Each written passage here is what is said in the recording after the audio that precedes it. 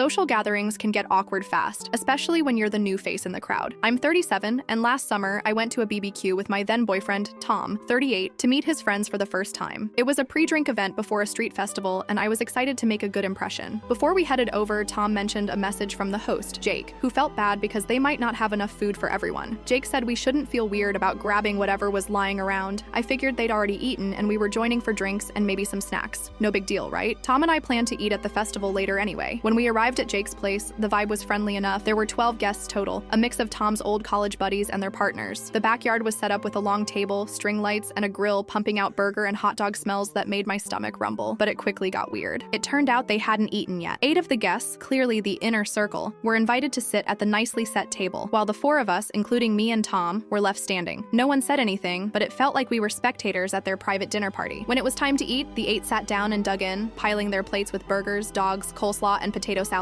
They laughed, clinked beers, and barely made eye contact with us. We 4 extras stood off to the side, chatting awkwardly among ourselves. I kept waiting for someone to offer us a seat or a plate, but nothing. My stomach growled louder, and I shot Tom a look, but he just shrugged like it was normal. I was starving, but the setup felt so exclusionary, like we were uninvited guests crashing their meal. After they finished, Jake stood up, all smiles, and said, "Guys, please help yourself to the leftovers." There were some picked over buns, a few cold hot dogs, and a bit of salad left. Tom grabbed a plate and started loading up, urging me to come eat. I froze. Something about scavenging their scraps while they'd eaten like kings in front of us felt degrading. I didn't know these people, and the whole scene was so uncomfortable. I smiled and said, "No thank you," keeping it polite, and went back to chatting with another guest. I figured I'd grab something at the festival, like we'd planned. Tom, though, was livid. He said my refusal was rude and embarrassed him in front of his friends. The rest of the night was tense. He barely spoke to me at the festival, where I got a taco to tide me over. Later, he broke up with me, saying I'd acted superior by not eating and made him look bad. I was floored. I thought he'd put me in a weird spot by not warning me about the setup, then got mad when I handled it my way. In Canada, where I live, eating in front of guests without offering them food feels unthinkable. Maybe it's cultural, but to me, it was bizarre and unwelcoming. Now I'm second-guessing myself. Was I rude for declining the leftovers? I wasn't trying to judge Jake or his friends. I just felt out of place and didn't want to play along with their odd hospitality. But maybe I came off as ungrateful or snobby. Tom's reaction makes me wonder if I missed some social cue. Or was he gaslighting me, flipping the script to make me feel like the bad guy? Am I the asshole for declining leftover food at my boyfriend's friend's BBQ? Thanks for listening, and if you want to hear more interesting stories, just click the link below.